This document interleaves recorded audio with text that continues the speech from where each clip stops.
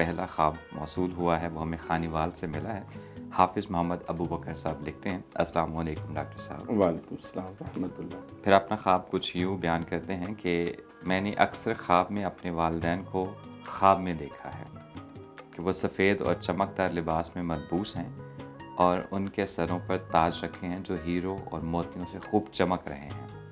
میرے خیال کے مطابق تو مجھے اس کی تعبیر یوں لگتی ہے کہ وہ جنت الفردوس میں بہت خوش ہیں، لیکن اس کے باوجود میں آپ کی رائے کو بہتر اور مقدم سمجھوں گا۔ بہت شکریہ۔ جی ڈاکٹر صاحب۔ دیکھیے، خواب جو ہے بہرحال خواب ہی ہے، اس میں ایک پیغام ہے، ایک رہنمائی ہے۔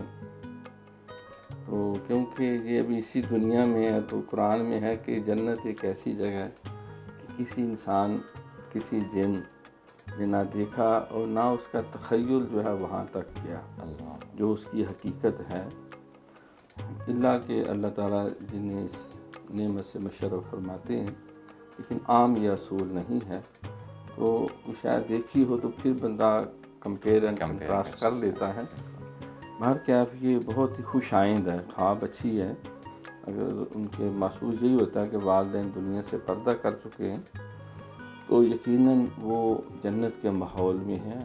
یعنی اللہ رب العالمین جو علیین ہے، وہ جو جنت جس کا بہت زیادہ قرآن مقدس میں جا ذکر ہے، وہ تو حتمی اس درجے اور مقام پہ اللہ تعالیٰ سرفراز فرمائیں گے جب وہ سارے معاملات جو ہیں، حساب کتاب اور پل صراط اور سارے معاملات سے انسان گزرتا ہے۔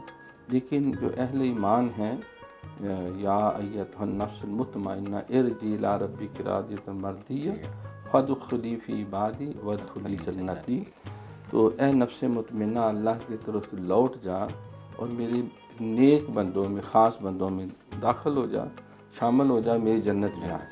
تو وہ ان کو ایسے ہی ماحول میں اللہ کریم اپنے فضل و کرم سے سرفراز کرتے ہیں جو جنت کی ہی طرح اور جنت کی ہی طرح کی نعمتیں جس طرح شہداء کے بارے میں ہیں۔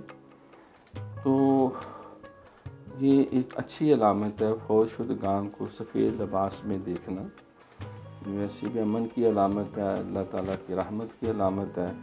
اور ہیرے جواہرات جو ہیں ظاہر مرد کے لیے دنیا میں تو نہیں، لیکن آخرت میں اللہ تعالیٰ ریشم کا لباس بھی دیں گے، ان کو ایسے سونے کے تاج بھی عطا کریں گے جن کے آل اولاد حفاظ قرآن ہیں۔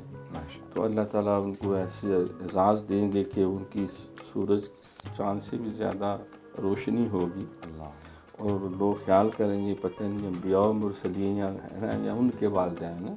آواز آئے گی نہیں، یہ دنیا میں جو عام حفاظ قرآن تھے جنہوں نے قرآن سیکھا، یاد کیا، پڑھا، سمجھا، عمل کرتے رہے اور زندگی بھر اسی راستے پہ لگے رہے، تو یہ اللہ تعالیٰ کی طرف سے ان کے ماں باپ کو یہ اعزاز دیا جا رہا ہے۔ تو جن کی وجہ سے ماں باپ کو اتنی بلند شان ملی تو وہ کس درجے میں ہوں گے۔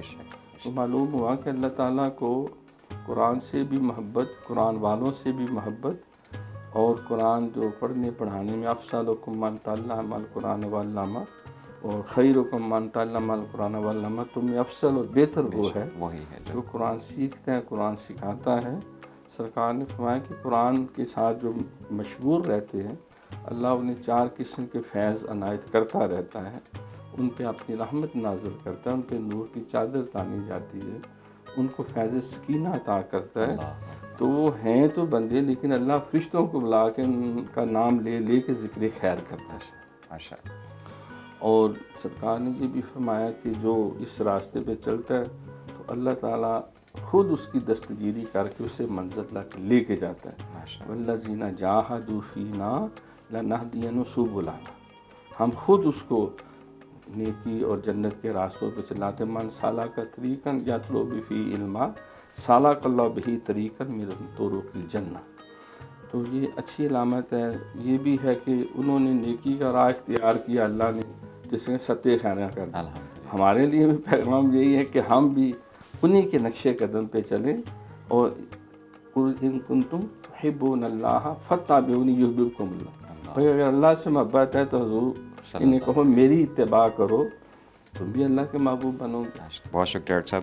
جی حافظ محمد ابو بکر صاحب آپ کو مبارک ہو. جیسا کہ ڈاکٹر صاحب نے کہا کہ اس کی تعبیر بہت اچھی ہے اور اللہ کرے کہ آپ کے والدین جنت الفردوس میں اعلیٰ مقام پر فائز ہوں. آمین.